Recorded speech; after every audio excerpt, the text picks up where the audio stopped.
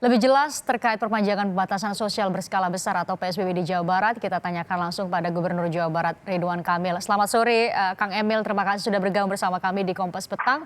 Jadi diperpanjang 26 Juni itu artinya untuk, Anda sudah sebutkan tadi, mewadahi PSBB proporsional. Secara sederhana, beda zona, beda pelonggaran yang diberikan. Demikian, Kang Emil?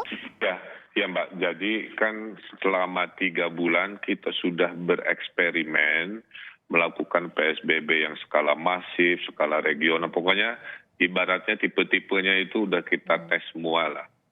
Nah sampai hari ini kita berkesimpulan karena Jawa Barat situasinya berbeda-beda, setelah 3 bulan COVID itu banyak muter-muternya, istilah bahasa jalanannya itu di Bodebek dan Bandung Raya. Kemudian ada wilayah non-Bodebek dan non-Bandung Raya. Sehingga treatmentnya tidak boleh sama. Kemudian kita lihat di skala kota ada yang sudah hijau, ada yang masih merah, sehingga tidak bisa dipersamakan juga. Nah setelah 3 bulan ini maka ada 3 situasi. Yang pertama karena masih kuning maka direkomendasi PSBB-nya dilanjutkan.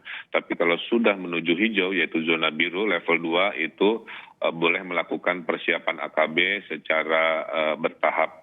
Nah yang kuning ini terbagi juga, ada kuning wilayah Bodebek, maka jadwalnya harus ikut Jakarta karena satu frekuensi penularan. Karena Jakarta tanggal 2 Juli, maka PSBB Jawa Barat di zona kuning, di Bodebek itu lanjut sampai tanggal 2 Juli. Kemudian ada zona kuning yang non-Bodebek, seperti Kota Bandung, kemudian ada Karawang, Indramayu, dia tidak ikut Bodebek, Jakarta karena jauh kan, maka diperpanjangnya sampai tanggal 26 Juni sesuai inkubasi. Nah di luar 2 wilayah yang kuning ini sudah semuanya, sisanya alhamdulillah total 17 daerah sudah zona biru. 2 minggu lalu baru 15 daerah, sekarang 17 daerah, maka 17 daerah ini diberi pilihan jika kepala daerah tingkat 2 mau melanjutkan atau rata-rata memulai proses AKB. Sehingga kalau di total Mbak, 70% wilayah Jawa Barat sedang berproses untuk AKB dengan bertahap dan 30%-nya di zona kuning, Bodebek dan Bandung itu yang dilanjutkan sesuai jadwal yang kita paskan dengan situasi masing-masing, kira-kira begitu. Kang Emil, itu kan berdasarkan zonasi, lalu bagaimana dengan lalu lintas orang beda zona? Ya, jadi karena pada dasarnya kita sudah tidak ada zona merah dan apalagi hitam, dalam kajian kita pergerakan antara zona selama kuning biru itu masih memungkinkan, maka sudah mulai dibuka jalan-jalan yang dulunya ditutup dengan syarat protokol kesehatan pribadi harus diperlihatkan. Jadi intinya kalau yang traffic itu sudah mulai kita normalisasi, tapi kalau kesehatan pribadi tetap dirazia, tetap diingatkan. Minggu-minggu ini kan minggu merazia orang-orang yang tidak pakai masker, kan begitu ya, melanggar jumlah penumpang dan sebagainya, itu tidak berkurang. Bahkan sekarang kita berinovasi dengan PSBB yang level mikro, kira-kira begitu. Ada 54 desa yang kita karantina dan kita lakukan PSBB skala mikro karena ada temuan-temuan klaster di wilayah desa seperti di Garut. Nah contohnya Garut itu 2 minggu lalu sudah zona biru Mbak. Ternyata ada klaster di 1 kecamatan, sekarang statusnya turun lagi ke kuning, kira-kira begitu. Jadi makanya dalam proses PSBB ini kita menemukan mana yang terus membaik, mana yang kurang, sehingga resources gugus tugas menukik kepada zona-zona yang lebih kecil. Ada 627 mobil COVID.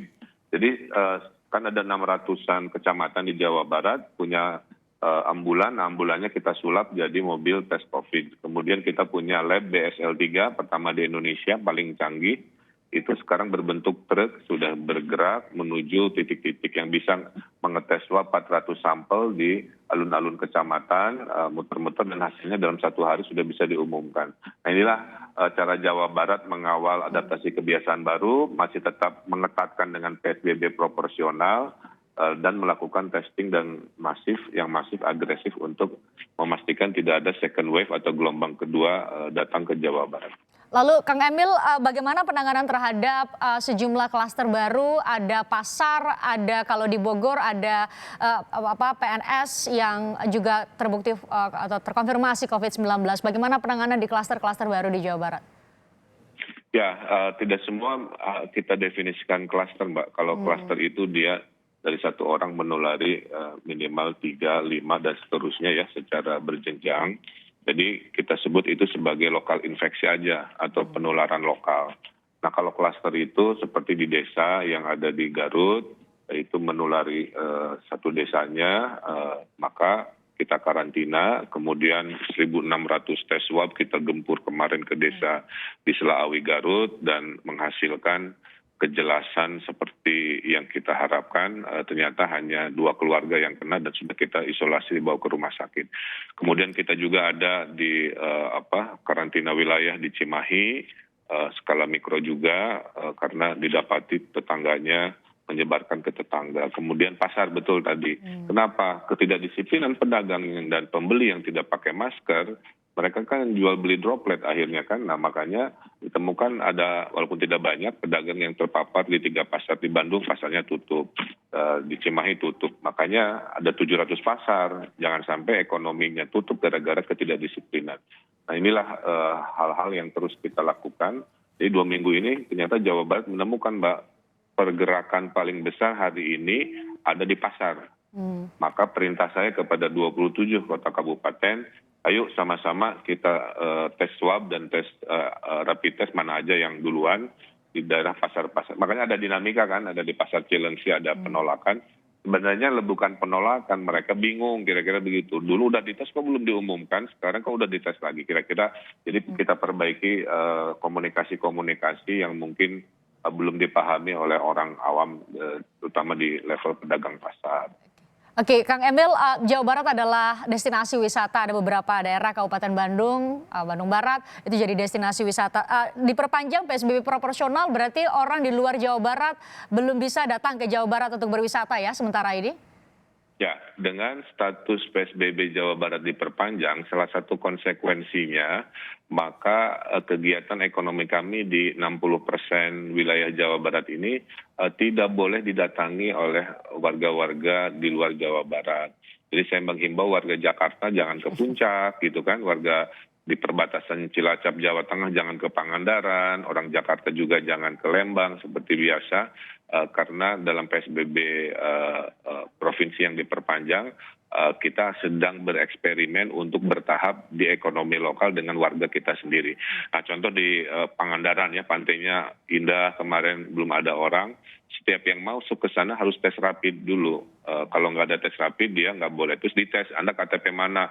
Kalau bukan KTP Jawa Barat, di gerbang dia ditolak. Nah problemnya kan Pangandaran ada gerbang kayak Ancol, jadi mudah. Tapi kalau Lembang kayak di KBB itu kan nggak ada gerbangnya. Maka kesadaran dari pemilik wisata itu harus ngecek nih KTP-nya mana.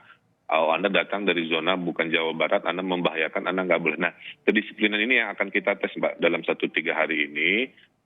Kemudian nanti saya akan sidak lah kira-kira begitu untuk memastikan kalau ada pelanggaran protokol, maka tempat wisata kami tutup karena kami tidak mau kecolongan lagi. Jawa Barat kalau Mbak lihat ya, dalam 5 hari terakhir itu ada cuma 12, 19, maksimal 50, turun lagi kemarin dan hari ini hanya 15 dibanding yang lain, menandakan konsep PSBB Jawa Barat yang berjenjang, beda-beda sesuai dengan dosis kerepotannya, itu menghasilkan keterkendalian yang terus kita pertahankan tanpa melonggarkan pengawasan dan surveillance, Mbak.